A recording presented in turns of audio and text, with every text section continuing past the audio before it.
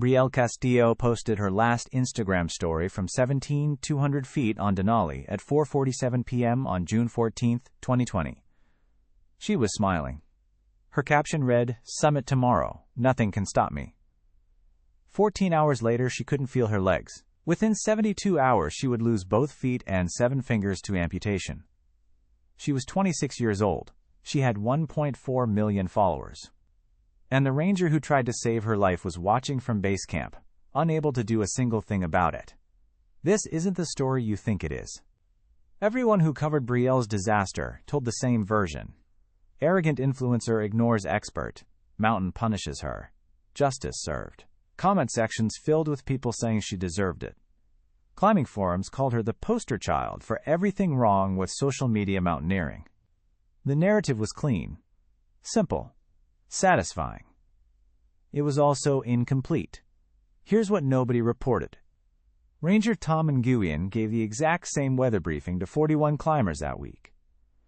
38 of them pushed higher anyway. 38 of them summited and came home fine. The storm that trapped Brielle arrived 19 hours earlier than every single forecast predicted. Not just the National Park Service forecast. Every forecast. The private weather services, the expedition company's meteorologist, the aviation weather models, all of them were wrong. All of them missed a system that formed over the Bering Sea and accelerated south at twice the predicted speed. Does that excuse Brielle's decisions? No. She made choices that directly caused her injuries. But she wasn't the only one making bad decisions on Denali that week. She was just the one who paid the highest price. And the decision that truly sealed her fate wasn't ignoring Tom Nguyen. It was something she did at 14,200 feet, 2 days before the storm. Something that had nothing to do with arrogance, and everything to do with a business model that rewards risking your life for content. If you want to understand what really happened to Brielle Castillo, you need to know 5 things the headlines never told you. First, Brielle wasn't an inexperienced climber playing dress-up. She was a competitive ultramarathon runner who had completed 3 50-mile races. She'd summited Kilimanjaro. She'd climbed Mount Rainier twice. Her fitness level exceeded most recreational Denali climbers. Second, the expedition company she hired, Summit North Adventures, had a safety record that should have raised red flags long before Brielle signed her contract. 2 clients had suffered serious frostbite injuries on their expeditions in the previous 3 seasons. Neither incident was publicly reported. The company's owner, a man named Craig Dalton, had quietly settled both claims with non-disclosure agreements. Third, Brielle's climbing partner and videographer, a 24-year-old named Jordan Mack, made a critical equipment decision at 14,200 feet that Brielle didn't know about until it was too late. Jordan removed the team's backup fuel canisters from the cache to make room for a drone, 2 extra batteries, and a stabilizing gimbal. When the storm pinned them at 17,200 feet for 3 days, they ran out of fuel to melt snow for drinking water on day 2. Dehydration accelerated the frostbite that took Brielle's feet. Fourth, the National Park Service's own internal review, completed in September 2020 but never publicly released, identified a communication gap in their weather warning system. Rangers at the 14,200-foot camp could issue verbal warnings, but they had no authority to physically stop climbers from ascending. And the radio system between the 14,200-foot ranger station and higher camps had been unreliable for 2 seasons. Funding requests to upgrade it had been denied twice. Fifth, Brielle's Instagram footage, over 14 hours of video recovered from her phone, tells a story that contradicts both the media narrative and the NPS official report. She wasn't dismissive of every warning. She asked questions. She expressed doubt. She was talked into continuing by her expedition leader, Craig Dalton, who told her on camera that the weather window was solid for 48 hours. He said this 6 hours before the storm hit. But you haven't heard any of this. Because the story of an arrogant influencer getting what she deserved is simpler. It gets more clicks. It makes people feel better about themselves. And it protects the people and institutions that share responsibility for what happened to a 26-year-old woman on that mountain. This is the complete story. Every decision. Every failure. Every person who contributed to Brielle Castillo losing both feet and 7 fingers on a mountain, she had no business being on that day. Not because she was too inexperienced, but because 5 separate systems that were supposed to protect her all failed at the same time. And the most disturbing part? It's happening again. Right now. On Denali. On Rainier. On Everest. The same business model. The same social media pressure. The same inadequate safety systems. The same warnings being given by rangers who don't have the authority to enforce them. Brielle Castillo isn't a cautionary tale about Instagram vanity. She's a cautionary tale about an industry that profits from putting underqualified people in lethal environments and then blaming the victims when something goes wrong. Her story starts in San Diego, California, in a 1-bedroom apartment filled with ring lights and protein powder. It ends in a wheelchair in her mother's house in Tucson, learning to type with 3 remaining fingers. But between those 2 points, there are decisions made by at least 5 different people that turned a manageable risk into a catastrophe. Brielle made some of those decisions. She owns them. She's said so publicly. But she wasn't the only one, and the others have never been held accountable. Not Craig Dalton, who told her the weather was clear when it wasn't. Not Jordan Mack, who swapped survival gear for camera equipment. Not Summit North Adventures, who had a pattern of injuries they'd paid to keep quiet. Not the National Park Service, whose communication system was known to be broken. And not the 1.4 million followers whose engagement metrics created the financial pressure that put Brielle on that mountain in the first place. Everyone contributed. Brielle paid. To understand how a competitive athlete with real climbing experience ended up losing her feet on North America's tallest peak, you have to go back to the beginning. Not to the mountain. To the woman. Because the Brielle Castillo who arrived at Denali Base Camp on June 7, 2020, wasn't the same person her followers thought they knew. Something had shifted in the months before the expedition. A sponsorship deal had fallen through. Her engagement rates were dropping. She needed something big. Something that would prove she wasn't just another fitness influencer with a ring light and a meal plan. Denali was supposed to be that proof. It was supposed to be the content that changed everything. And in a way, it was. Just not the way she planned. What happened over those 7 days on Denali? From the moment she stepped off the bush plane at the Kahiltna Glacier, to the moment the rescue helicopter lifted her broken body off the mountain, is a story about ambition, pressure, negligence, and a storm that nobody saw coming. Every detail matters. Every decision connects to the next. And by the end, you'll understand something the headlines never told you. Brielle Castillo didn't refuse to listen. She listened to the wrong people. Chapter 2. The Woman Before the Mountain. Brielle Castillo grew up in Tucson, Arizona. Her mother, Diana, was a dental hygienist. Her father left when Brielle was 4. She has no memory of him. Diana raised Brielle and her younger brother Marco on a single income in a 2-bedroom apartment near Grant Road. Money was tight every month. Brielle wore secondhand clothes through middle school. She got her first job at 15, bussing tables at a Mexican restaurant on Speedway Boulevard. None of that mattered to her followers. What mattered to them was what she became. Brielle discovered running in high school. Not on a track team. She couldn't afford the gear or the travel fees for meets. She ran on the streets of Tucson at 5 a.m. before school because she couldn't sleep and didn't know what else to do with the energy that burned through her every morning. She ran in worn-out sneakers her mother bought at Goodwill. She ran until she couldn't breathe. Then she ran more. By her junior year, she was running 40 miles a week. A cross-country coach at a nearby high school noticed her running along River Road one morning and pulled over. His name was Gary Ostrowski. He timed her on a whim. Her pace for a casual morning run was faster than his top varsity girls. He offered to let her train with his team informally. She said yes. Within 6 months, Brielle was one of the fastest female distance runners in southern Arizona. She never officially competed for a school team. She never had a uniform. But she had something most teenage runners didn't. She had a tolerance for suffering that bordered on pathological. Gary Ostrowski would later tell the Arizona Daily Star something that matters for this story. He said Brielle didn't run to win. She ran to prove she could endure more pain than anyone else. She wasn't competitive with other runners, he said. She was competitive with her own limits. She wanted to find the edge where her body would break. That's not healthy. I told her that. She smiled and ran another 10 miles. That personality trait. The need to push past every boundary. The refusal to accept that a limit was real. would define everything that came after: her Instagram career, her ultramarathons, her climb up Kilimanjaro, and ultimately, her 7 days on Denali.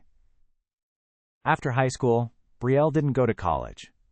She couldn't afford it. She worked 2 jobs. Mornings at a gym reception desk, evenings at the same restaurant. She ran before dawn and after dark. In 2015, when she was 21, she ran her first ultramarathon, a 50-mile race through the Sonoran Desert called the Javelina 100. She finished 23rd out of 87 women. She threw up 4 times during the race. She tore a toenail off at mile 38. She kept running. She posted a photo of her bloody feet after the race. It got more engagement than anything she'd ever shared. Something clicked. People didn't just want to see her looking fit. They wanted to see her suffer. That insight built her career. By 2017, Brielle had 40,000 followers.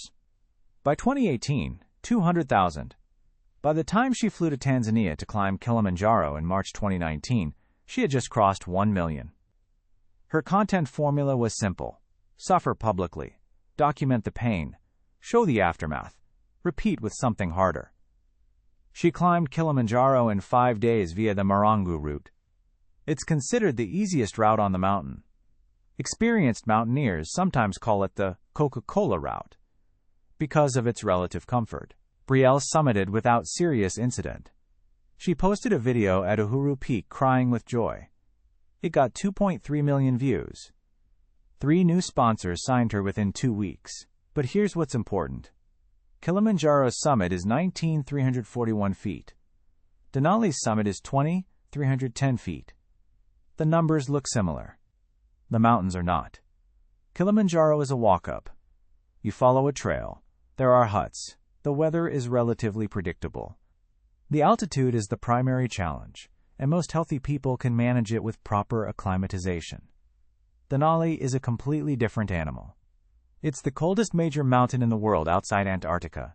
Storms can materialize in hours. The altitude, combined with Denali's extreme northern latitude, creates physiological effects equivalent to a much higher peak. Climbers experience what's called the latitude effect.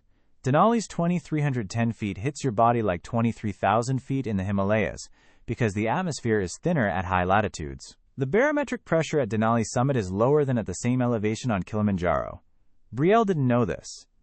More importantly, neither her expedition company nor her climbing partner ever explained it to her in clear terms.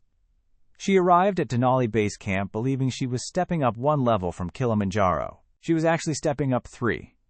After Kilimanjaro, Brielle climbed Mount Rainier twice, both times via the Disappointment Cleaver route, which is the standard guided route. Both times, she summited.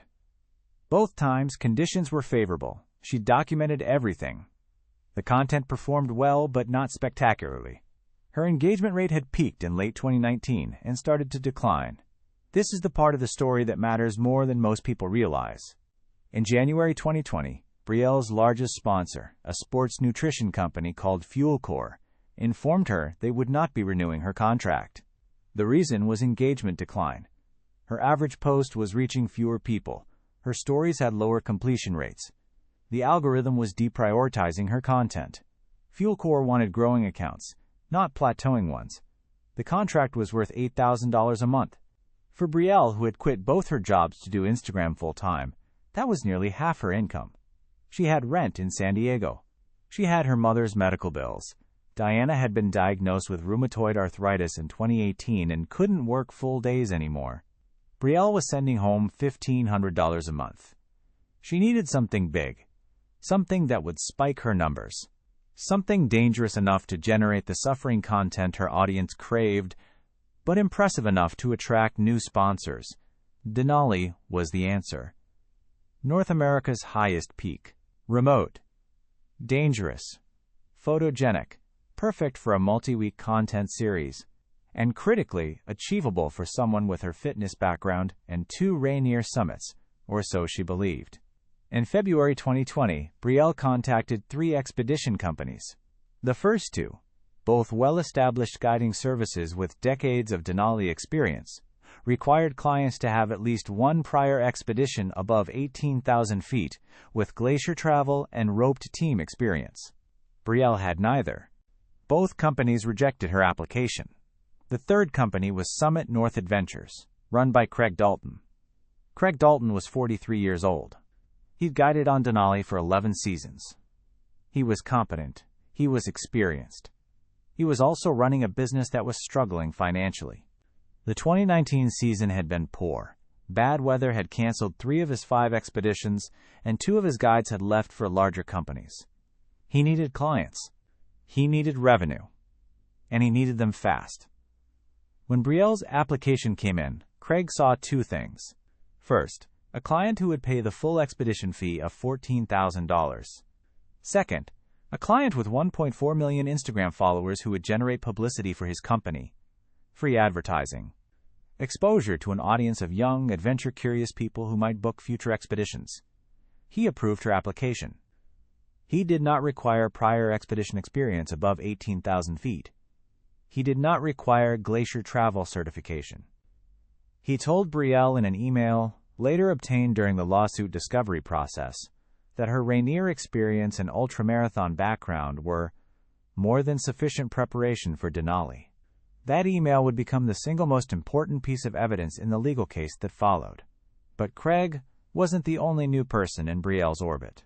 There was also Jordan Mack. Jordan was 24, a freelance videographer from Portland, Oregon. He'd shot content for 3 other outdoor influencers, all on relatively low-risk adventures: hiking the Pacific Crest Trail, kayaking in British Columbia, rock climbing in Joshua Tree. He'd never been above 14,000 feet. He had no mountaineering experience whatsoever. He owned 0 pieces of cold-weather climbing gear. Everything he brought to Denali was rented. Brielle hired Jordan because he was cheap and available. Most experienced mountain cinematographers charge $15,000 to $20,000 for a Denali expedition. Jordan agreed to do it for $5,000, plus a percentage of any sponsored content revenue. He saw it as his big break into the adventure filmmaking space. Jordan arrived in Talkeetna, Alaska, on June 5, 2020, with 2 cameras, a drone, a gimbal stabilizer, 6 batteries, a portable hard drive, and a laptop. His mountaineering equipment consisted of rented boots that didn't fit properly, a borrowed down suit, and a pair of glacier glasses he'd purchased at REI 3 days before flying to Alaska. He had never used crampons, he had never roped up on a glacier. He learned both on day 1 of the expedition. Subscribe if you want to understand how decisions like these, an expedition company cutting corners, a videographer in over his head, a climber chasing content, come together to create disaster. Because what happened next on Denali wasn't one person's failure. It was a system designed to fail. And it's the same system operating on mountains all over the world right now. Brielle and Jordan flew into Denali Base Camp on the Kahiltna Glacier on June 7, 2020. Craig Dalton met them with 2 other clients and 1 assistant guide. The team was 6 people total. They had 17 days planned on the mountain. They had enough food and fuel for 14. Craig told them the weather looked promising.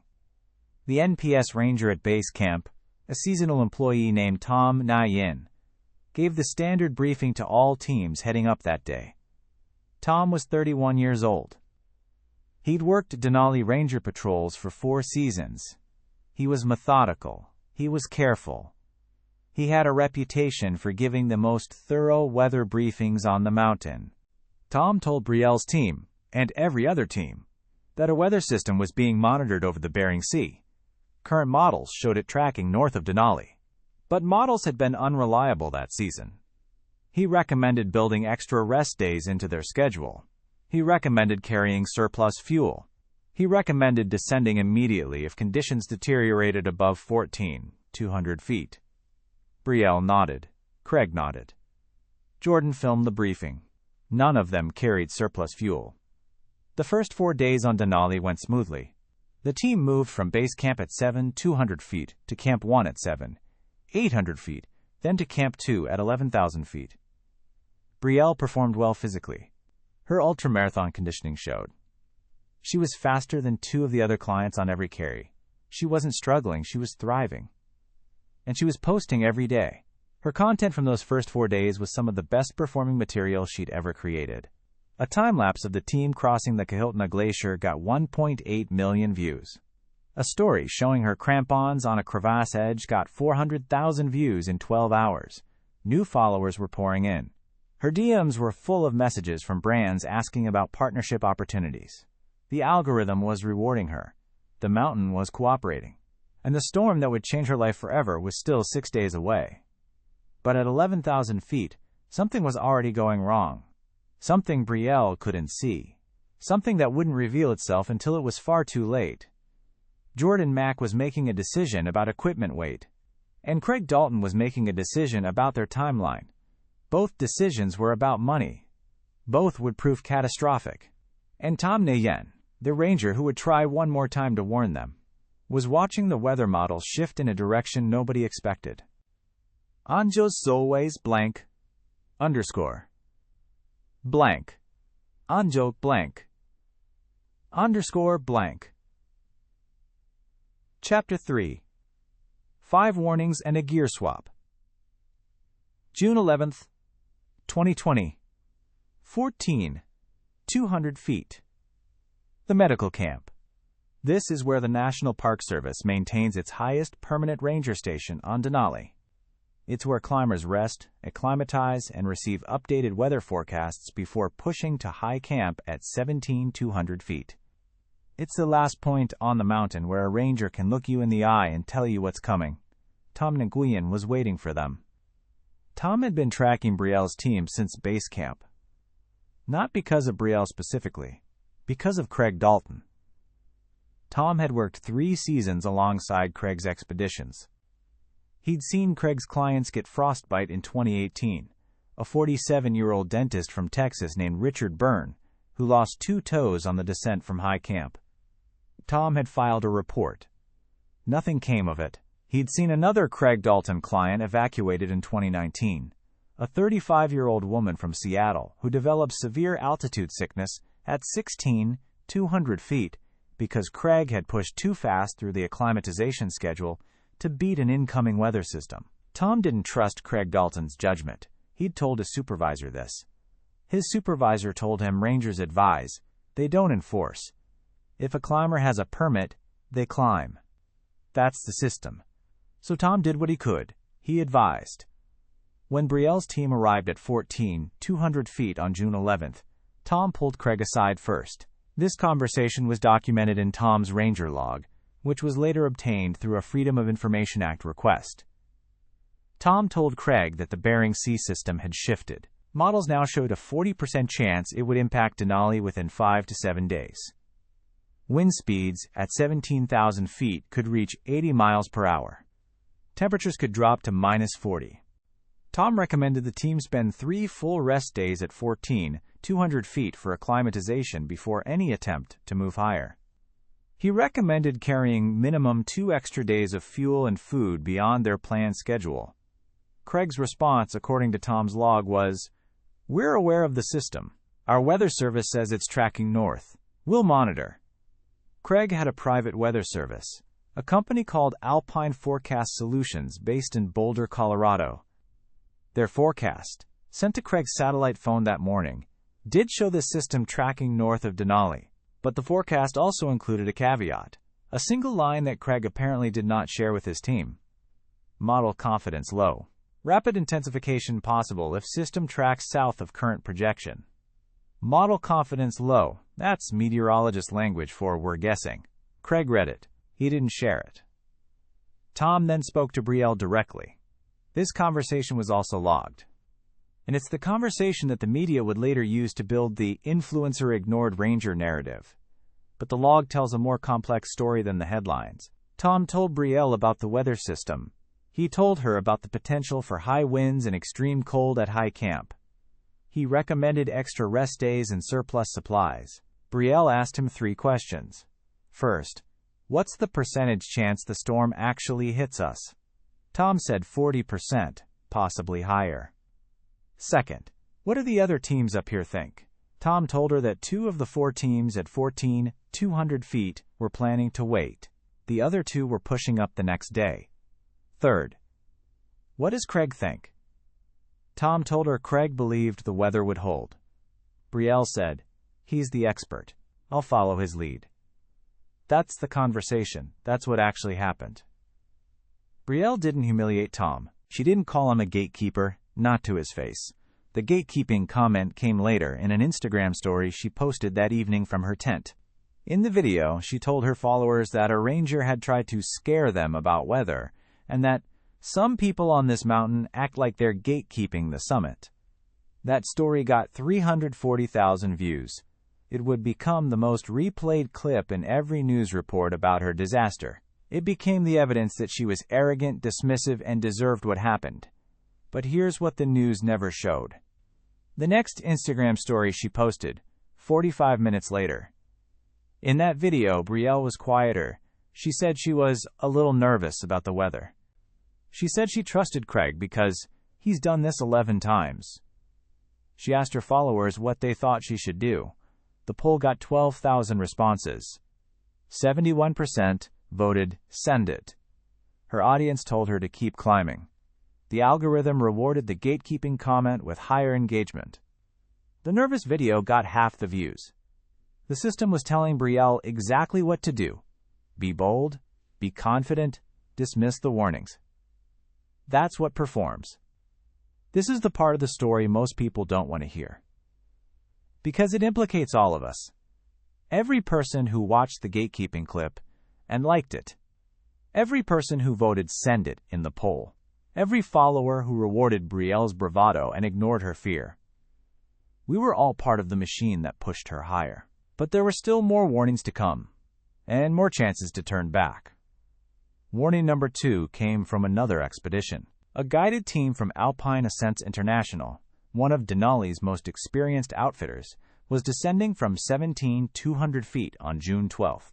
Their lead guide, a woman named Karen Thurston, stopped at 14,200 feet and spoke to every ascending team. Karen had been guiding Denali for 14 years. She told Craig that conditions at high camp were deteriorating. Snow was unconsolidated. The fixed pickets at the 16,200-foot ridge were icing over. Winds were already hitting 50 miles per hour at 17,200 feet, and the forecasted system hadn't even arrived yet. Karen's exact words, as she later told investigators, "I told him this wasn't a summit window. I told him whatever his weather service was saying, the mountain was saying something different. He thanked me and said he'd factor it in. He didn't factor it in." Warning number 3 came from Tom Nguyen again on the morning of June 12th. Updated models now showed a 55% chance the Bering Sea system would impact Denali within 72 to 96 hours. Tom radioed Craig directly on the team frequency. Craig acknowledged the update. He told Tom his team would reassess at 16,200 feet. Warning number 4 came from Brielle's own body.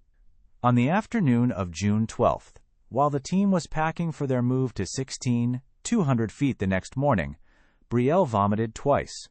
She had a headache that ibuprofen wasn't touching. These are textbook early signs of altitude sickness, and at 14,200 feet, they indicate that a climber needs more acclimatization time, not more altitude. Craig told her it was normal adjustment. He gave her Diamox, a prescription altitude medication, and told her to hydrate. He did not recommend an extra rest day. His schedule called for moving to 16,200 feet on June 13th and high camp at 17,200 feet on June 14th. Summit attempt on June 15th. He was on a timeline because the team only had food and fuel through June 19th. Every rest day cut into their margin. Remember what I told you earlier? The team had 17 days planned, but only 14 days of supplies. Craig had shaved 3 days of provisions to reduce pack weight and costs. That decision was now compressing his schedule. He couldn't afford rest days because he hadn't brought enough food and fuel to allow for them. Warning number 5, the last one, came on June 13th at 16,200 feet, and this is where Jordan Mack's equipment decision enters the story. At 14,200 feet, before the team moved higher, Jordan faced a weight problem. His pack was too heavy. He was carrying 2 cameras, a drone with propeller guards, a gimbal stabilizer, 6 lithium batteries, a portable hard drive, personal gear, food, fuel. his share of the group tent, and his climbing equipment. Total pack weight, approximately 78 pounds. For context, experienced Denali climbers try to keep their packs under 65 pounds for the carry from 14,200 to 17,200 feet. Jordan had to lose weight from his pack. He had two categories he could cut from: camera equipment or survival supplies. He chose survival supplies. Specifically, Jordan removed 2 fuel canisters from the team cache at 14,200 feet and left them behind. Each canister was capable of melting approximately 4 liters of snow into drinking water. Together, they represented roughly 2 days of water production for the team. Jordan replaced them in his pack with the drone, an extra camera battery, and the gimbal. Jordan did not tell Brielle he'd done this. He told Craig. Craig's response, according to Jordan's later deposition, was, quote, "We won't need them. We'll be up and down before the weather turns." Subscribe now if this story is making you rethink everything you thought you knew about mountain disasters. Because what you're watching isn't just about Brielle Castillo. It's about a system that puts profit and content above survival. And the next 3 chapters are where everything falls apart. On June 13th, the team arrived at 16,200 feet. The wind was already strong. Visibility was dropping. 2 of Craig's other clients, a married couple from Denver named Alan and Sandra Price, expressed concern. They asked Craig if they should wait. Craig checked his satellite weather service one more time. Alpine Forecast Solutions had updated their prediction. The system was now showing a 60% chance of impacting Denali within 48 to 72 hours. 60% chance of a major storm within 2 days. And Craig was 1 day from high camp. He told the team the weather was manageable. He told them the window was tight but real. He told them that if they moved to 17,200 feet the next morning, June 14th, they could summit on June 15th and descend before the storm arrived.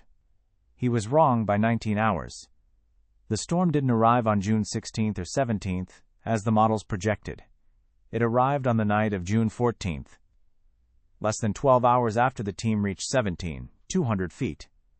They had made it to high camp, set up their tents, cooked one meal, and posted to Instagram. Brielle's last story went up at 4:47 p.m. Summit tomorrow, nothing can stop me. She used a sunrise emoji. She tagged Summit North Adventures. She tagged Fuel Corps, her former sponsor, as if to prove she didn't need them anymore. At 11:30 p.m., the first gusts hit. By midnight, the wind was sustained at 70 miles per hour. By 2 a.m. on June 15th, it was gusting to 95. Visibility dropped to 0. Temperature at 17,200 feet fell to minus 38 degrees Fahrenheit. Craig radioed the ranger station at 14,200 feet at 2:15 a.m. Tom Guillain was on duty. Craig's message was 4 words. Storm came in early. Tom's response, logged in the ranger station records. Copy. Hunker down. Do not attempt descent. Report fuel and food status. Craig didn't respond to the fuel question, because he already knew the answer. And the answer was, not enough. The team had fuel for approximately 36 hours of stove operation. The storm would last 72. They had food for 2 days, they would need 3. And the 2 backup fuel canisters that could have bridged the gap were sitting in a cache at 14,200 feet, 3,000 feet below them, next to Jordan Mac's empty equipment bags. The catastrophe had begun. Every warning had been heard. Every warning had been dismissed. And now, at 17,200 feet, in the dark, with the wind screaming and the temperature plummeting, 6 people were trapped, with not enough of anything to survive what was coming. Brielle Castillo was about to find out what happens when the mountain stops cooperating with your content calendar. _blank, Chapter 4, 72 hours at 17,200 feet, June 15, 2020. 3 a.m., high camp on Denali. Wind speed, sustained 80 miles per hour, gusting to 95. Temperature, minus 38 Fahrenheit. Wind chill, minus 70. Visibility, 0. 6 people in 2 tents. Craig Dalton and his assistant guide, a 28-year-old named Pete Sorensen, in 1 tent. Brielle, Jordan, Alan Price and Sandra Price in the other. Nobody was sleeping. The first problem emerged within 2 hours. The tent holding Brielle and the 3 others was a 4-season mountaineering tent rated for 70-mile-per-hour winds. The gusts were hitting 95. The poles were flexing so violently that the tent fabric was pressing against their faces. Every few minutes, a gust would flatten the entire structure onto them. Then it would pop back up. Then flatten again. At 4:30 a.m., Alan Price found the first tear, a 6-inch rip along the seam where the tent fly attached to the body. Wind was forcing spindrift, fine, powdery snow, through the tear and into the tent. Within an hour, everything inside was coated in a thin layer of ice crystals. Their sleeping bags, their clothing, their faces. Jordan started filming. Brielle told him to stop. He kept filming. That footage, shaky, dark, barely visible, would later become some of the most viewed mountaineering disaster content on the internet. But in that moment, Brielle didn't want a camera. She wanted the 6-inch tear in their shelter to stop growing. By 6 a.m., the tear was 14 inches long. Pete Sorensen crawled from Craig's tent to theirs with a roll of repair tape. The crawl between tents, a distance of approximately 8 feet, took him 11 minutes. He later described it as the most terrifying 8 feet of his life. The wind hit him flat the moment he unzipped. He couldn't see, he couldn't breathe facing into the wind. He crawled on his stomach, following the guy line rope with his hands. Twice, gusts lifted his lower body off the snow. He was 195 pounds with a down suit on. The wind picked him up like paper. Pete taped the tear. It held for 4 hours. Then it ripped again. Longer this time. 20 inches. They taped it again. It held for 2 hours. They were running out of tape. This was hour 8 of a 72-hour storm. They had 64 hours to go. The second problem hit at 10 a.m. Craig radioed from his tent with a fuel inventory update. He'd calculated stove run times. They had 3 fuel canisters remaining. At normal consumption, running the stove to melt snow for water and warm food. Each canister lasted approximately 12 hours. Total, 36 hours of stove operation. The storm was forecasted to last a minimum of 60 hours. Probably 72. They were at least 24 hours short on fuel. 24 hours without the ability to melt snow meant 24 hours without water. At 17,200 feet, in minus 38 degrees, dehydration doesn't just make you thirsty. It thickens your blood. Thick blood moves slowly through your extremities. Slow-moving blood in extreme cold means frostbite. Severe frostbite means tissue death. Tissue death means amputation. The chain from not enough fuel to losing your feet is direct, and it was already in motion. Craig made the call to ration. 1 stove session every 4 hours instead of continuous operation. Each session, 20 minutes. Enough to melt snow for approximately 1 liter of water per person, and heat 1 dehydrated meal to split among 3 or 4 people. That meant each person would get roughly 1 liter of water per day. The recommended intake at that altitude, in those conditions, is 4 to 6 liters per day. They were operating at roughly 20% of what their bodies needed. Brielle wrote in the journal she kept on the mountain, recovered later with her personal effects, a single line at approximately 11 a.m. on June 15th. Craig says we have enough. I don't believe him. She was right not to believe him. By 3 p.m., hour 12, the tent situation was critical. The repair tape was gone. The tear was now over 2 feet long. Wind was packing snow inside the tent, faster than they could clear it. The interior temperature, which had been hovering around 20 degrees Fahrenheit with body heat and occasional stove use, dropped to 5 degrees. Their sleeping bags were damp from condensation and spindrift. Damp insulation loses up to 90% of its thermal efficiency. They were essentially lying in wet fabric in a 5-degree wind tunnel. Sandra Price was the first to show symptoms. At approximately 5 p.m. on June 15th, hour 16, she told Alan she couldn't feel her toes. Alan unzipped her boots. Her toes were white. Not pink, not red, white. The blood had already retreated from her extremities. Alan tried to warm them with his hands. Sandra screamed when sensation began to return. That scream, captured on Jordan's camera, is 11 seconds of pure agony. Alan Price radioed Craig. Craig told them to keep Sandra's feet elevated and wrapped. He did not come to their tent. He did not examine Sandra's toes. He later said the wind was too dangerous to move between tents. Pete Sorensen, who had made the crawl 12 hours earlier, disagreed with that assessment in his deposition. The wind was the same, Pete said. Craig just didn't want to see how bad it was. Hour 20, June 15, 11 p.m. First fuel canister exhausted. 2 canisters remaining. Approximately 24 hours of ration stove operation left. The storm showed no sign of weakening. Tom Nguyen radioed from 14,200 feet with an updated forecast. Storm would persist for at least another 48 hours, possibly longer. Craig did not relay this information to the other tent. He told Pete. Pete's reaction, described in his deposition, I asked Craig what the plan was. He said we'd wait it out. I asked what happens if we run out of fuel. He didn't answer. Hour 24, June 16th, 3 a.m. Brielle noticed her fingers. She'd been wearing liner gloves inside her mittens. Standard practice. But her mittens were damp from the spindrift infiltration. She'd taken them off to adjust the tent repair and hadn't put them back on immediately. Maybe 10 minutes. In minus 38 with wind chill at minus 70, 10 minutes of exposed hands is enough. Her fingers were stiff. Not painful yet, just stiff. She put her mittens back on. She flexed her hands inside them. She told herself it was fine. It wasn't fine. The frostbite had already begun. The cells in her fingertips were crystallizing. Ice was forming between the cells, rupturing membranes, destroying capillaries. The damage was microscopic, but irreversible. Brielle wouldn't know the full extent for days. But in that moment, at 3 a.m. on June 16th, she was already losing her fingers. She didn't tell anyone. She wrote in her journal, hands feel weird, probably just cold. Hour 30.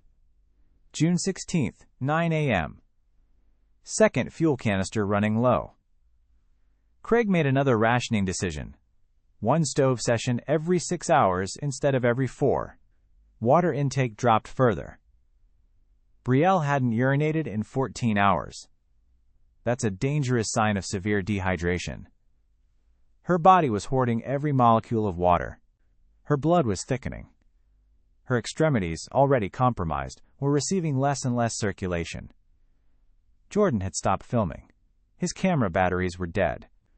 The cold had drained them faster than expected. All 6 of his backup batteries were in his pack, but 4 of them were also dead. The lithium cells couldn't function in sustained sub-zero temperatures. The drone was useless. The gimbal was useless. The extra batteries he'd carried instead of fuel canisters were useless. Jordan knew. He didn't say it out loud, but he knew.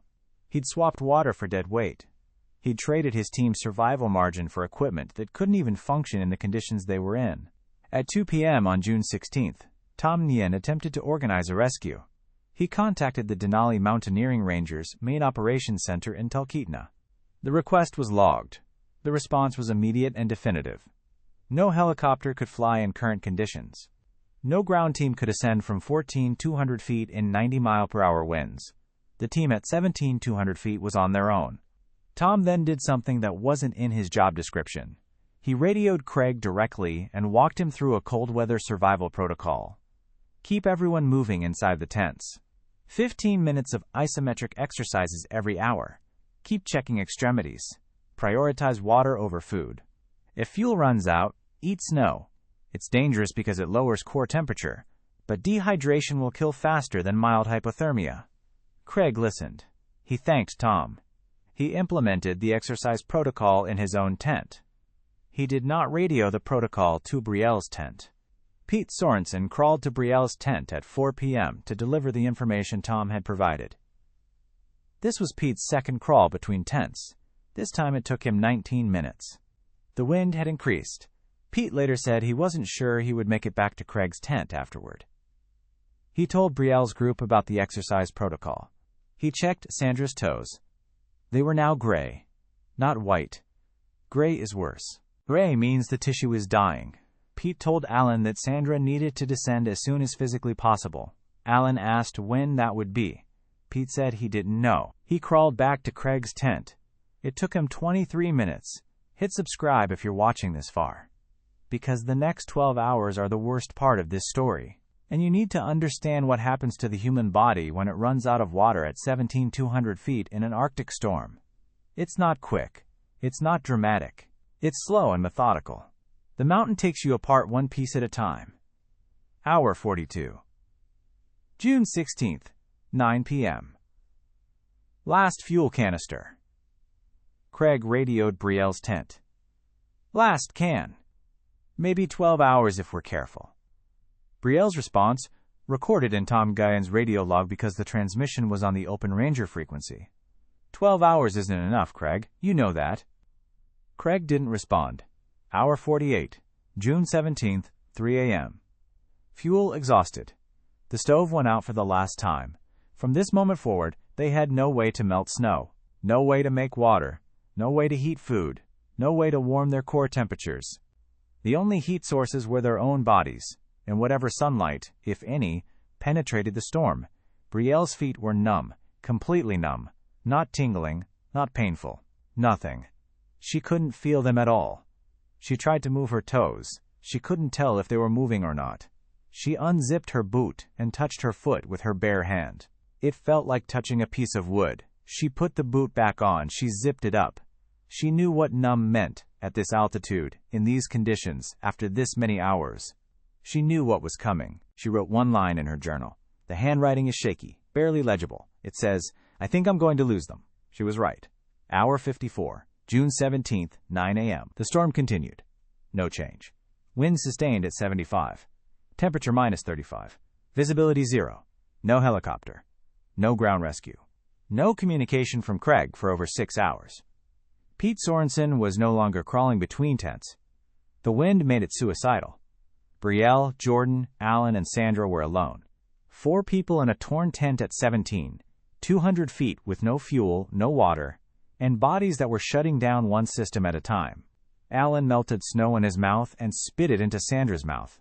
She couldn't hold a water bottle. Her hands were useless. He did this for 6 hours straight. Melting snow in his mouth dropped his core temperature each time. He started shivering uncontrollably. He did it anyway. Jordan sat in the corner of the tent with his dead cameras around him. He later told investigators he spent most of those hours thinking about the fuel canisters at 14,200 feet. He said he replayed the decision 1,000 times in his head. Drone or fuel? Batteries or water? Content or survival? He knew which one he'd chosen. He'd have to live with it for the rest of his life. Brielle did the isometric exercises Pete had described. Every hour. For 15 minutes. She couldn't feel her feet or most of her fingers, but she contracted her leg muscles, squeezed her core, moved her arms. She kept moving. She refused to stop. The ultramarathon mentality, the pathological need to endure past the breaking point, was the only thing keeping her circulation going. Hour 60. June 17th, 3 p.m. The wind dropped. Not completely. From 90 to 50 miles per hour.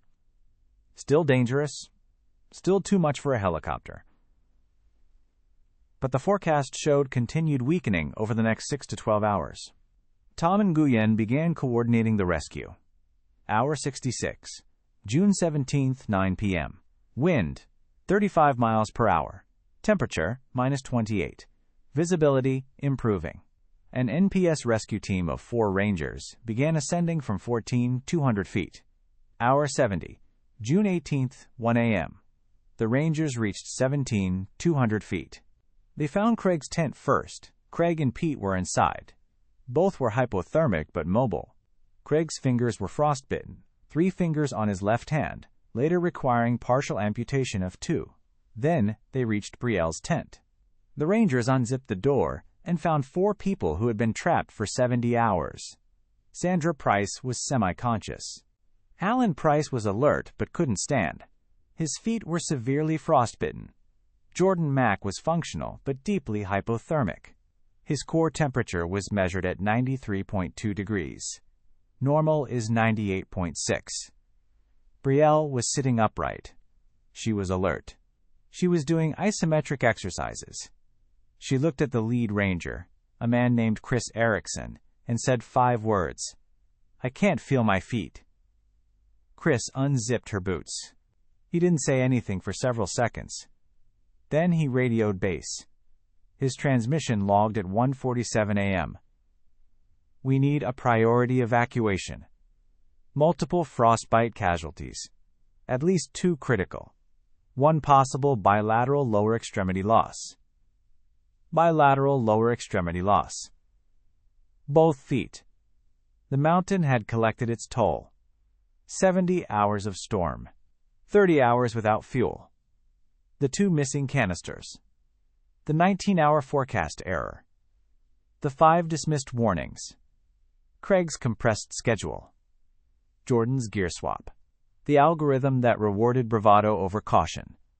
Every decision, made by every person, had converged at 17,200 feet, and Brielle Castillo's body had absorbed the cost of all of them. The rescue descent would take 14 hours. What happened during those 14 hours, and what the Rangers discovered about the state of Brielle's injuries, would determine whether she lost her feet at the ankle or above it. Chapter 5. The Descent and the Damage, June 18, 2020, 2:30 a.m. The rescue team began the descent. The standard descent from 17,200 feet to 14,200 feet takes a healthy climber 4 to 6 hours. This wasn't a standard descent. They had 4 casualties. 1 semi-conscious. 2 who couldn't walk on their own feet.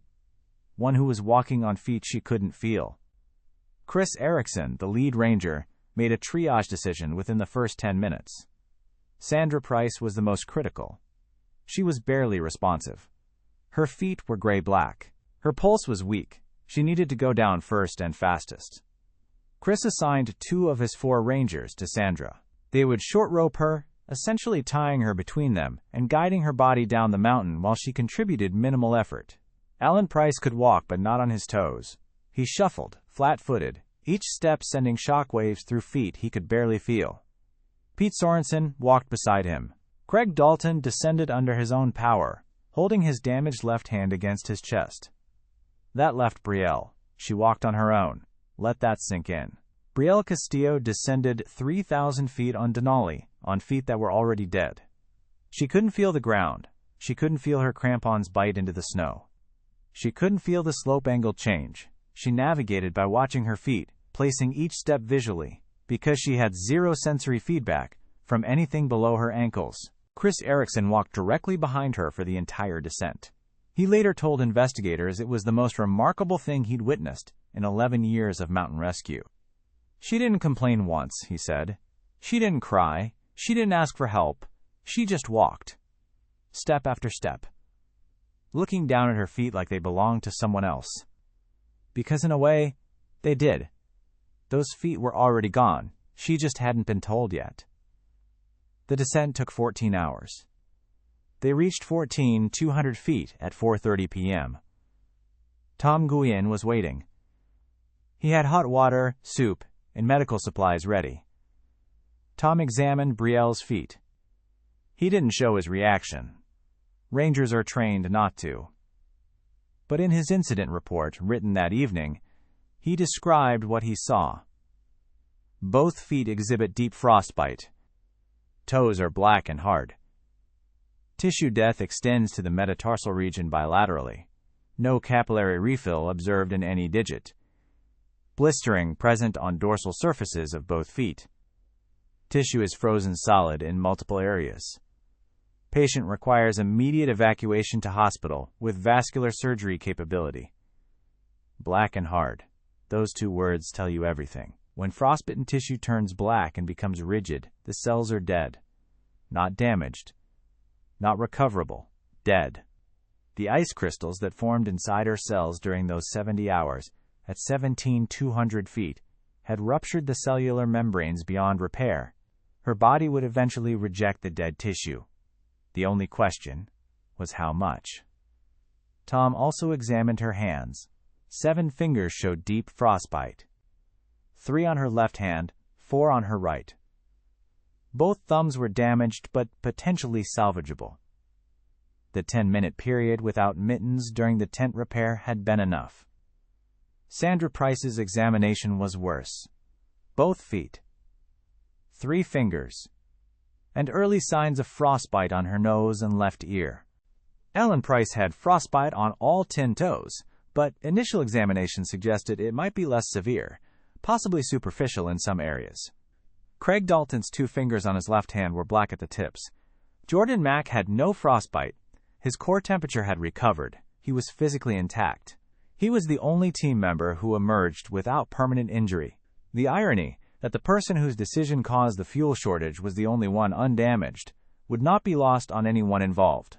The helicopter arrived at 14,200 feet at 6:15 p.m. An NPS contract helicopter, a modified Eurocopter AS-350, piloted by a man named Dave Kramer. Dave had been flying Denali rescues for 9 years. He made 2 trips.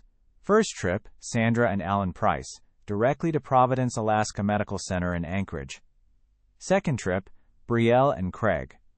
Jordan and Pete descended on foot.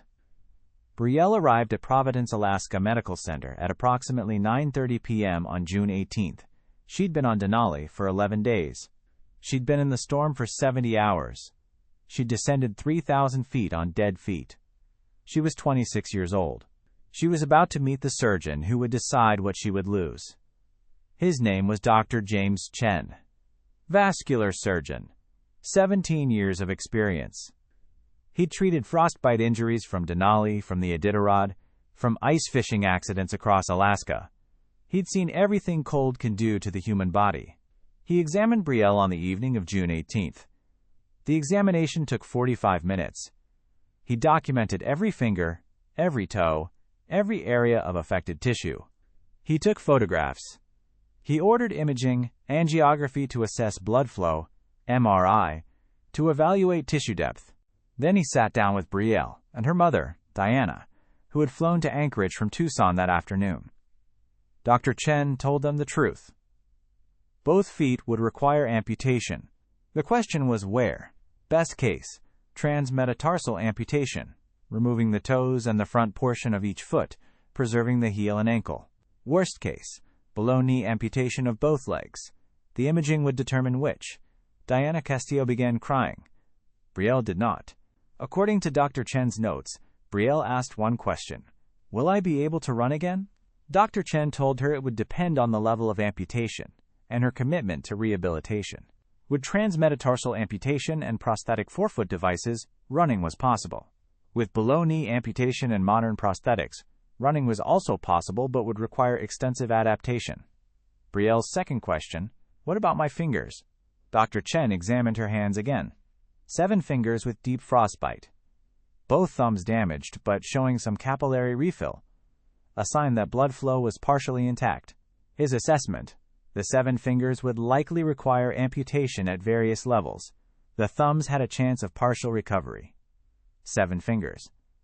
Both feet, at minimum. At 26 years old.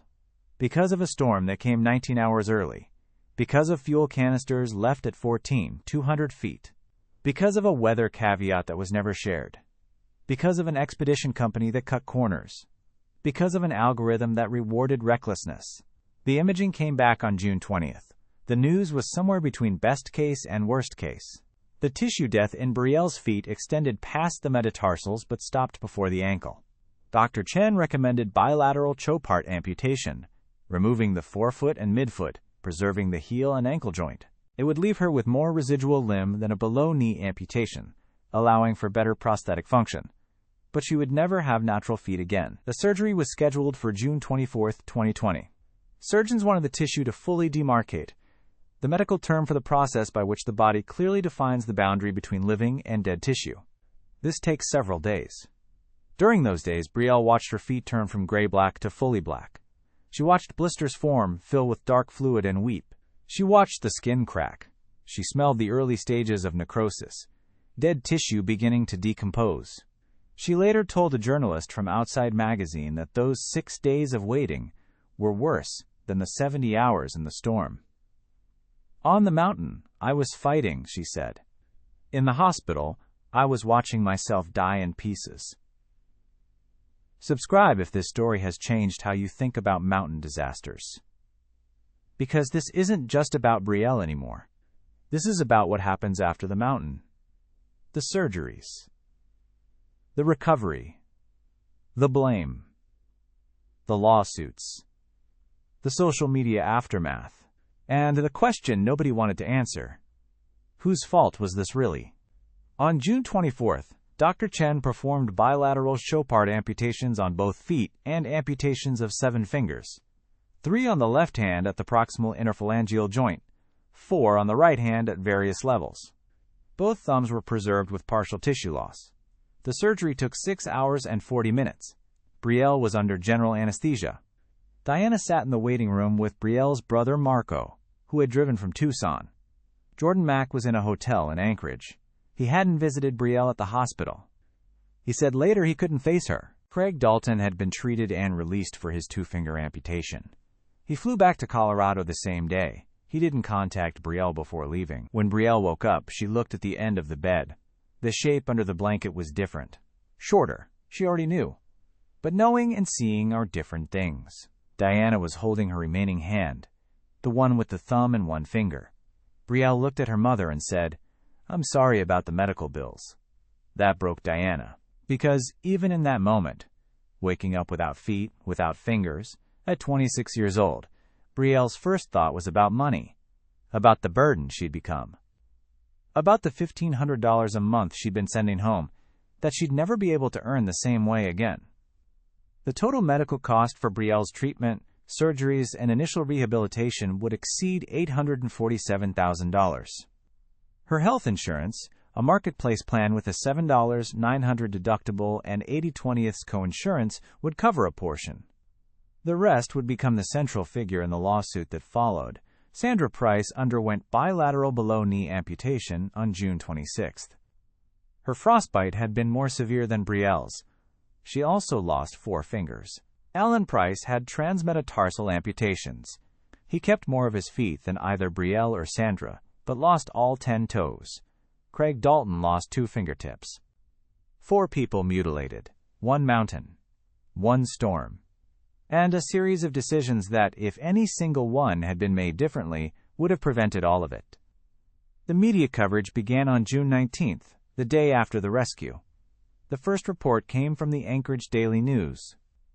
The headline: Denali climbers rescued after 72-hour storm, multiple amputations expected. The article was factual, restrained.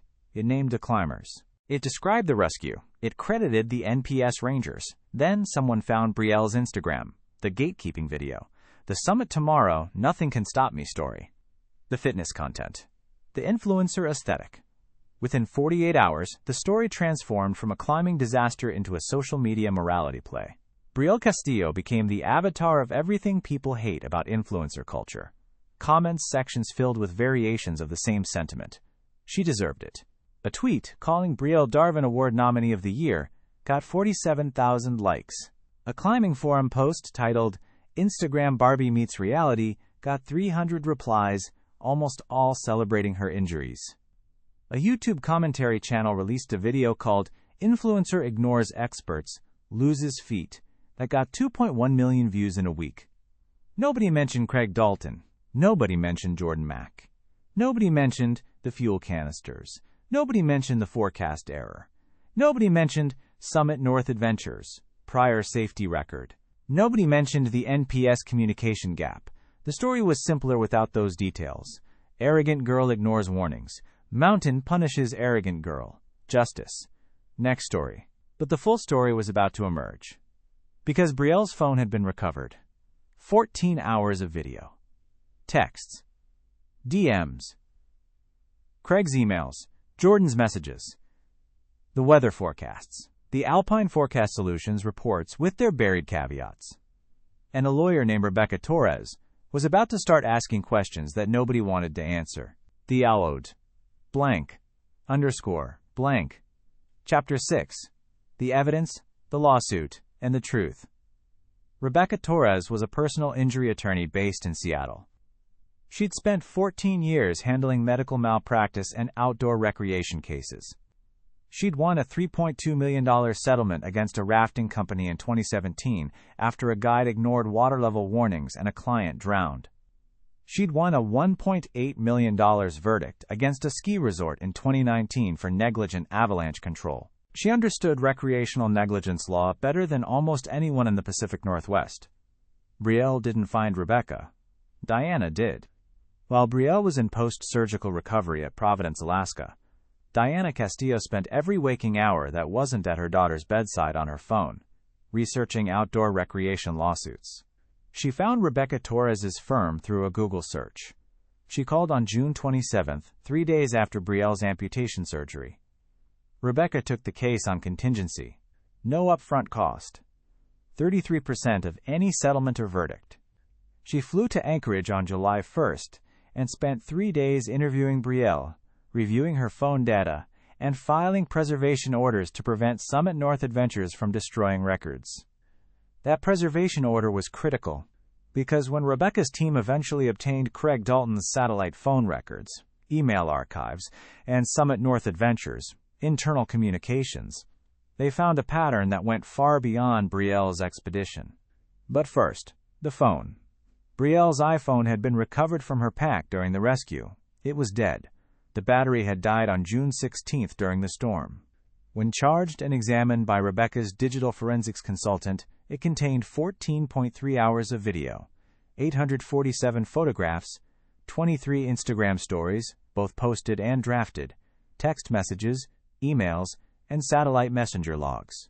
The video footage contradicted the public narrative in 7 specific ways. Contradiction 1. The Ranger conversation.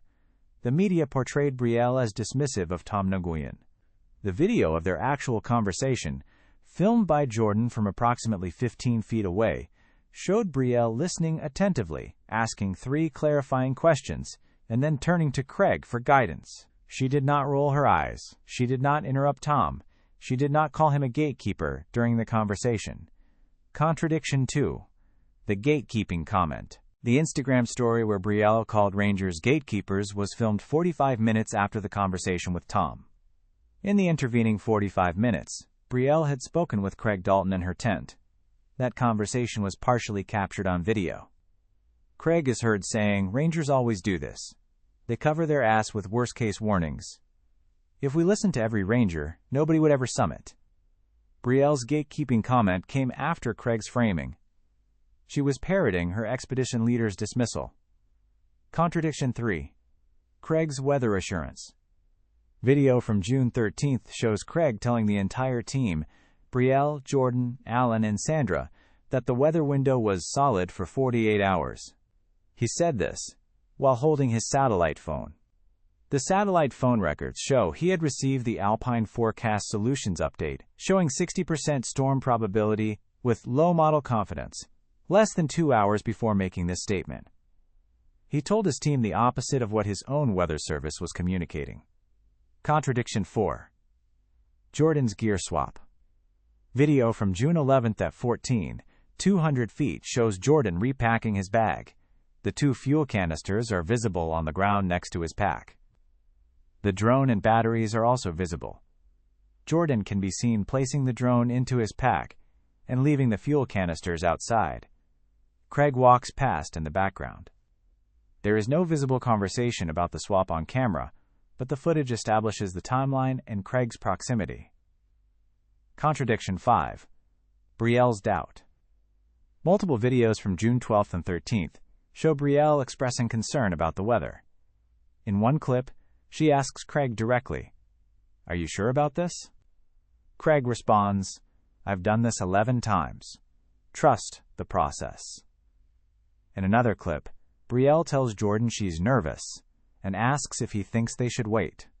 Jordan responds, "Craig says we're good. I'm not going to second-guess the guide." Contradiction 6. The rationing failure. Video from inside the tent during the storm shows Craig's radio call about fuel rationing. Brielle can be heard saying, "1 liter a day isn't enough. We need more." Craig's response, "It's what we have. Make it work." At no point does Craig acknowledge that the fuel shortage was caused by Jordan's gear swap, or by his own decision to bring only 14 days of supplies for a 17-day expedition.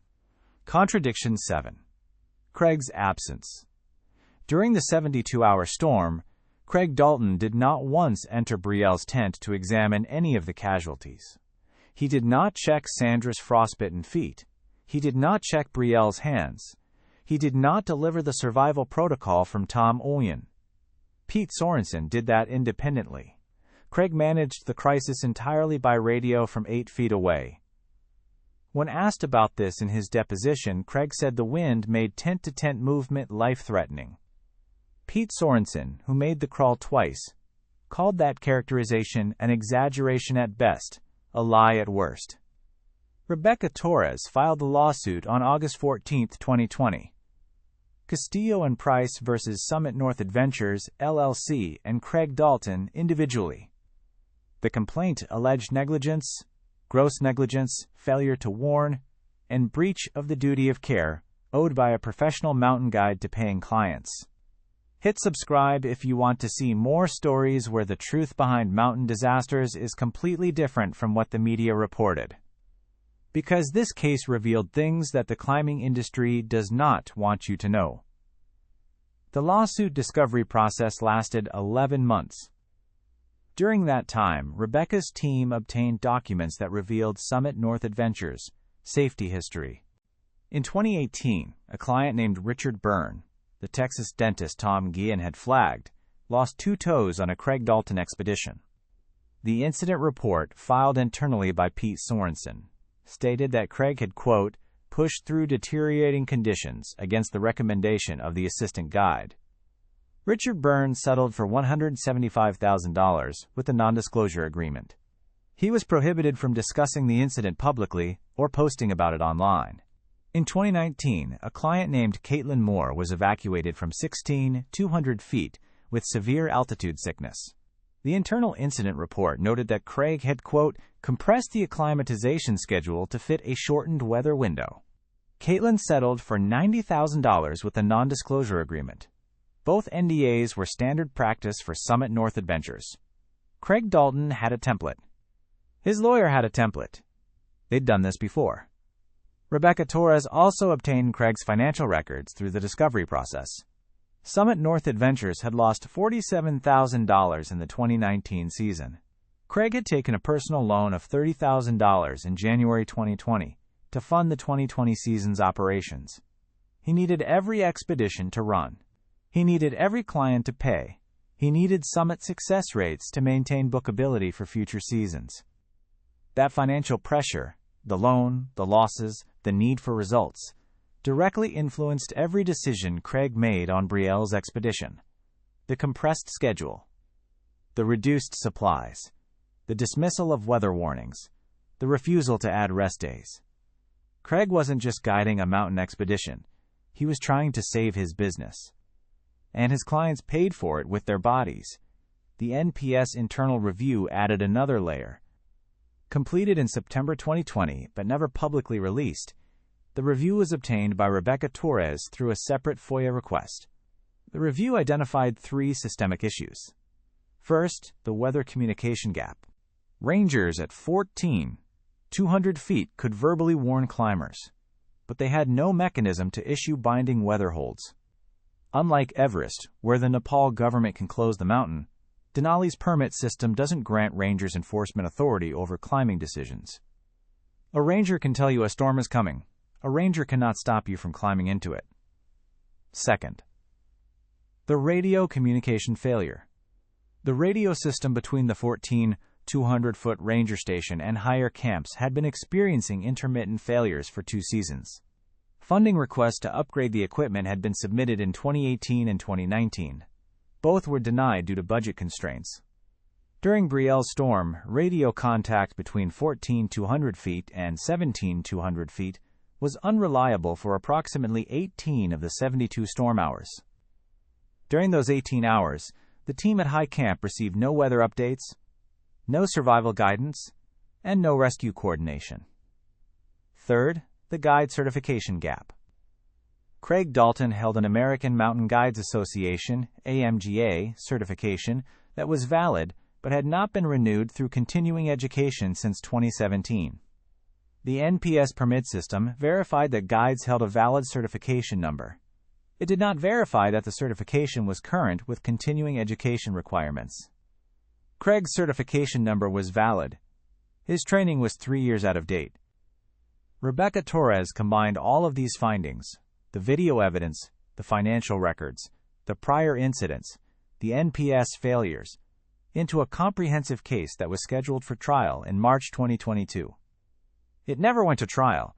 In February 2022, Summit North Adventures Insurance Company offered a settlement. The terms were confidential. A non-disclosure agreement was part of the deal, but court filings, which are public record, show that Brielle Castillo and the Price family received a combined settlement in excess of $2.4 million. The exact split was not disclosed. Craig Dalton dissolved Summit North Adventures in April 2022. He surrendered his AMGA certification voluntarily. He has not guided on any mountain since. Jordan Mack was not named as a defendant in the lawsuit. Rebecca Torres later explained this decision to Outside Magazine. Jordan was negligent, but he was also a victim of Craig's leadership failure. Craig approved the gear swap. Craig set the supply levels. Jordan was 24 years old with no mountaineering experience on his first high-altitude expedition. He made a terrible decision, but he made it within a system that Craig Dalton created and controlled. Jordan did not agree with that characterization. In a statement posted on his personal website in 2022, Jordan wrote, "I removed those fuel canisters. That's on me. I don't blame Craig for my decision. I was an adult, I made a choice, and I have to live with what that choice cost other people." It's the only public statement Jordan has ever made about the expedition. The NPS never publicly released their internal review. It was obtained only through the FOIA process initiated by Rebecca Torres' legal team.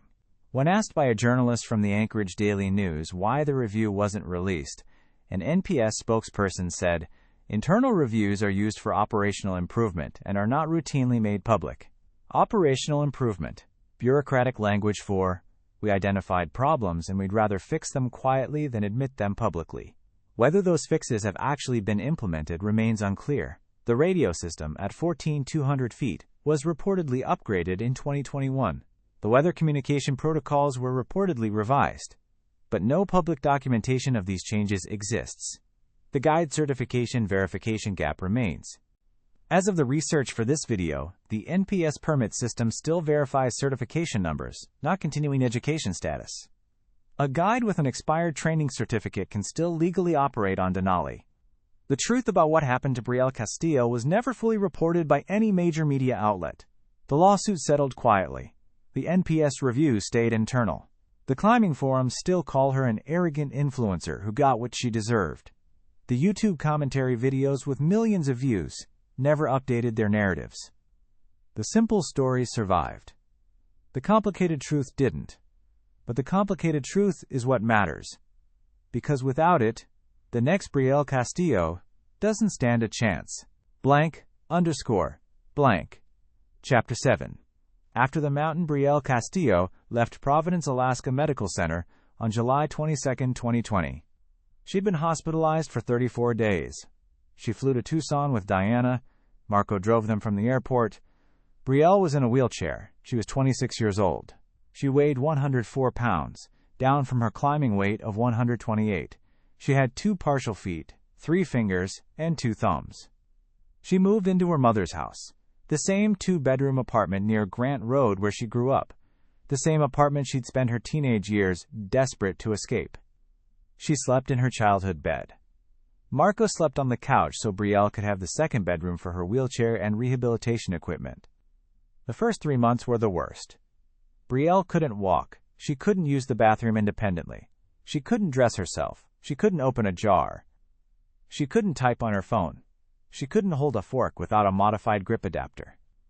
Every basic function of daily life, every action she'd performed without thinking for 26 years, had to be relearned from scratch. Diana quit her job. She'd been working reduced hours due to her rheumatoid arthritis anyway, but now she stopped entirely to care for Brielle full-time. Their income dropped to 0 active earnings. The settlement money hadn't arrived yet. The case was still in discovery. They lived on Brielle's savings, which were modest, and a GoFundMe campaign that Marco set up without Brielle's knowledge. The GoFundMe raised $127,000 in 3 weeks. The comments were split. half were supportive. Praying for your recovery. Stay strong, Brielle. Nobody deserves this. The other half were cruel. Play stupid games, win stupid prizes. Should have listened to the ranger. Thoughts and prayers for the mountain she disrespected. Natural selection at work. Brielle read every comment. Diana begged her not to. Brielle read them anyway. She later told Outside Magazine, "I deserved some of it. I was arrogant on that mountain. I posted that gatekeeping comment. I chose content over caution." But nobody who's never been in that situation, with your career on the line, your guide telling you it's fine, your audience telling you to go, nobody gets to pretend they'd have done differently. You don't know. You can't know until you're there. She's right. And she's wrong. She's right that the pressures on her were real and complex, and more than the simple narrative accounts for. She's wrong that nobody would have done differently. 2 of the 4 teams at 200 feet that week, chose to wait out the weather. They descended safely. Their guides made different decisions than Craig Dalton. Those guides didn't have $30,000 loans and failing businesses. Subscribe if you believe these complete stories. Not the simplified headlines are what matter. Because understanding the full truth is the only way anything ever changes. Share this with someone who needs to hear the real story. Rehabilitation began in August 2020. Brielle was fitted for bilateral prosthetic forefoot devices at a clinic in Tucson. The prosthetics attached to her residual feet, the heels and ankle joints that Dr. Chen preserved during the Chopard amputations. Learning to walk on them took 4 months. Learning to balance took longer. Learning to trust her body again took the longest. Her hands required separate rehabilitation. With 3 fingers and 2 thumbs across both hands, Brielle had to develop entirely new grip patterns. Occupational therapists worked with her 3 times per week for 6 months. She learned to type with 2 fingers and a thumb. She learned to hold objects between her thumb and remaining finger on her right hand. She learned to use adaptive utensils, adaptive tools, adaptive everything. The word adaptive became the defining word of her new life. Adaptive prosthetics. Adaptive grips. Adaptive clothing with magnetic closures instead of buttons. Adaptive shoes custom built for prosthetic forefoot devices. Adaptive. Adaptive. Adaptive. A word that means your body doesn't work the way it used to, so everything around you has to change. In February 2021, 8 months after the amputation, Brielle posted on Instagram for the first time since the disaster. It wasn't a comeback post. It wasn't inspirational. It was a photograph of her prosthetic feet next to her old climbing boots. The caption was 1 sentence. "These cost me $14,000 too." The double meaning was deliberate. $14,000 was the expedition fee she paid Craig Dalton. It was also the approximate cost of her first pair of prosthetic devices. The post got 4.7 million impressions. It was shared 89,000 times. It remains her most engaged post ever. People want to know, does Brielle blame herself? Yes. Partially. She said so repeatedly. She blames herself for posting the gatekeeping comment. She blames herself for not carrying her own backup fuel. She blames herself for trusting Craig Dalton without questioning his credentials more carefully. She blames herself for prioritizing content over caution. But she also blames the system. The expedition company that approved an underqualified client for profit. The videographer who swapped fuel for camera gear. The guide who lied about weather. The weather service that buried its uncertainty in fine print. The regulatory system that couldn't enforce its own warnings. The social media algorithm that rewarded her most reckless moments and punished her vulnerability. She blames all of it. And all of it deserves blame. Where are they now? Craig Dalton lives in Durango, Colorado. He works as a real estate agent. He has no online presence related to climbing. He has never publicly apologized to Brielle Castillo, the Price family, or anyone else injured on his expeditions. He declined multiple interview requests for this video. His attorney issued a standard statement. Mr. Dalton considers this matter resolved through the legal process. Pete Sorensen, the assistant guide who crawled between tents twice to help Brielle's group, left the guiding industry entirely. He teaches high school science in Bozeman, Montana. He's spoken publicly about the expedition exactly once, in a 2022 interview with Rock and Ice magazine. He said, "I should have overridden Craig. I should have told the team the truth about the weather. I should have refused to lead them higher. I was the assistant guide. I deferred to the lead. That deference nearly killed 4 people. I'll carry that for the rest of my life." Pete was the one person on that mountain who tried to do the right thing. He crawled through 90-mile-per-hour wind to deliver survival information. He checked Sandra's frostbitten feet when Craig wouldn't leave his tent. He is the closest thing this story has to a hero. And he still blames himself. Jordan Mack lives in Portland, Oregon. He still works as a videographer. He has never returned to the mountains. His website makes no mention of the Denali expedition. His single public statement, accepting responsibility for the fuel canister decision, remains the only time he's addressed what happened. Sources close to Jordan say he underwent therapy for post-traumatic stress and survivor's guilt. He was physically the least affected person on the mountain. He may be psychologically the most affected. Tom Nguyen, the ranger who tried to warn them, still works for the National Park Service. He was promoted to lead climbing ranger at Denali in 2022. He gives the same weather briefings to every team. He still cannot enforce his warnings. He can only advise. He told the Anchorage Daily News in 2023, "I do this job because I believe information saves lives.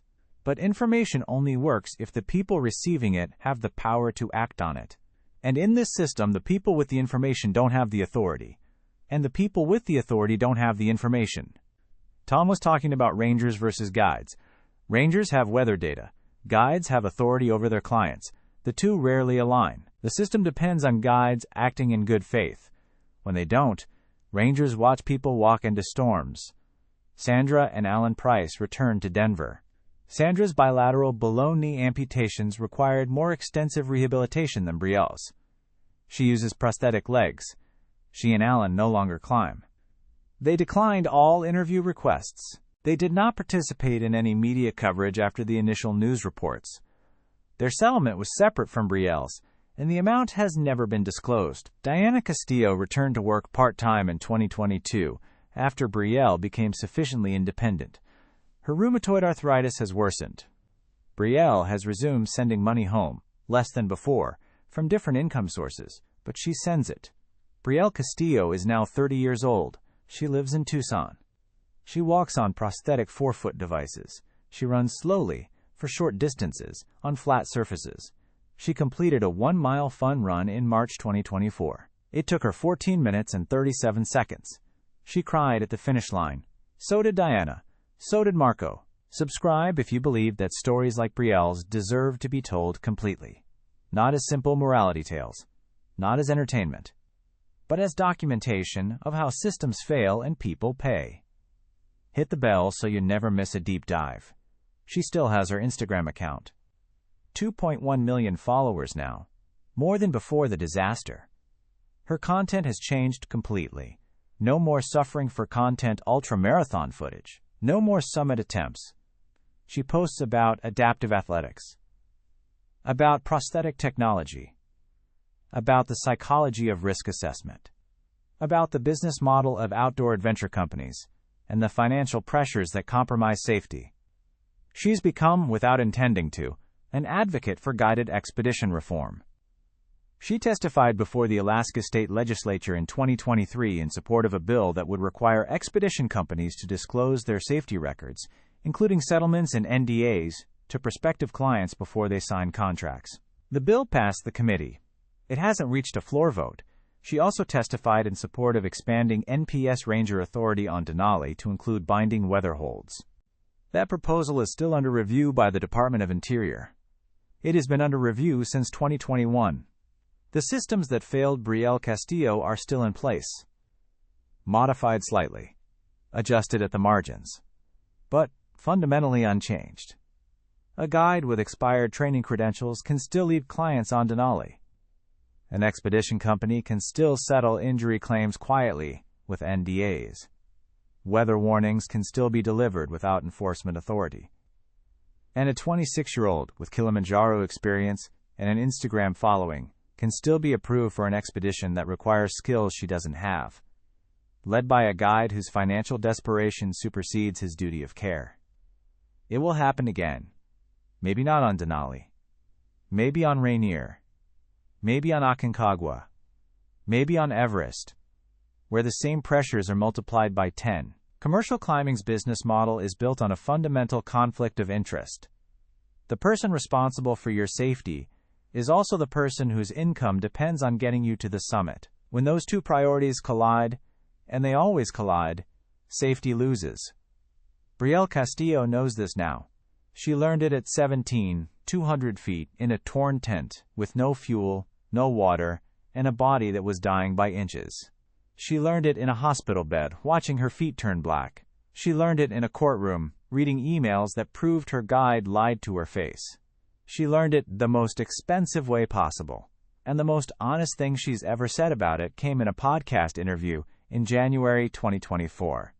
The host asked her the question everyone asks: if you could go back, what would you do differently? Brielle paused for a long time.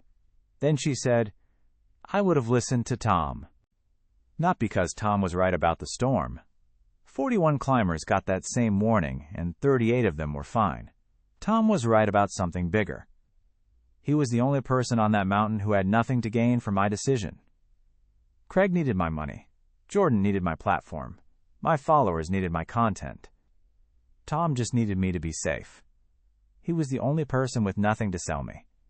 And I ignored him because everyone who had something to sell me told me he was wrong. That's the lesson. Not listen to the experts. Not respect the mountain.